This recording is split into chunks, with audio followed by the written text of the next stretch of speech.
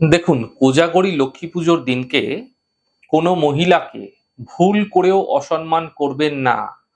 যদি আপনার কোনো কারণে কোনো মহিলার চোখের জল পড়ছে, তাহলে আপনার অর্থনৈতিক ক্ষেত্রে এর খারাপ প্রভাব পড়তে অবশ্যই আপনারা দেখতে পাবেন। আপনি দেখবেন লক্ষ্মী পুজোর পর থেকেই ক্রমাগত আর্থিক উত্থান-পতন আপনার অর্থনৈতিক ক্ষেত্রে লেগেই থাকবে। সারা বছর জুড়ে এমনটি দেখতে পাবেন। এমনটি কেন হয়? এর বৈজ্ঞানিক ভিত্তিগুলি বুঝে নিন। দেখুন, যে সমস্ত মহিলারা জন্মাচ্ছেন বা যে সমস্ত মহিলারা রয়েছেন, তারা বৃহস্পতি এবং শুক্রের বীজ থেকে তৈরি হয়।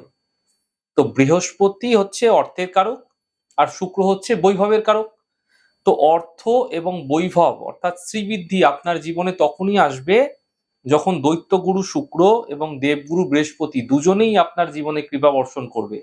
তাই একজন মহিলার উপর যখন এই দুটি গ্রহের প্রভাব অত্যন্ত বেশি থাকে, তাই ভুলেও বিশেষত পূর্ণিমা তিথিযুক্ত দিনে এবং কোজাগরী লক্ষ্মী পুজোর দিনকে কোনো মহিলার সঙ্গে খারাপ ব্যবহার করবেন না। নচেৎ দ্রুত দেখতে পাবেন এই দুটি গ্রহের অশুভ প্রভাব তো আপনার জীবনে পড়বেই, এবং চন্দ্র অর্থাৎ মন দুর্বল হতেও দেখা যাবে।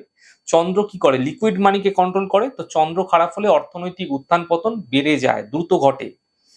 তাই যারা আপনার গৃহে মহিলা আছে, সে আপনার মা হতে পারে, বোন হতে পারে, বউ হতে পারে, যেই হোক না কেন, যে কোনো মহিলাই হোক না কেন, মহিলাদের সঙ্গে ভালো ব্যবহার করুন, তাদের সম্মান করুন, না হলে ধনলক্ষ্মীর আশীর্বাদ থেকে আপনি বঞ্চিত হবেন এবং অর্থ আগমনের পথে বিভিন্ন ধরনের বাধা আসতে আপনি দেখতে পাবেন। তাই যারাই গৃহে মহিলা রয়েছেন, মহিলাদের সঙ্গে কোনো খারাপ ব্যবহার করবেন না। নিশ্চিতভাবে জেনে জেনে রাখুন, অর্থনৈতিক ক্ষেত্রে কিন্তু ডামাডোল তৈরি হতে দেখতে পাবেন।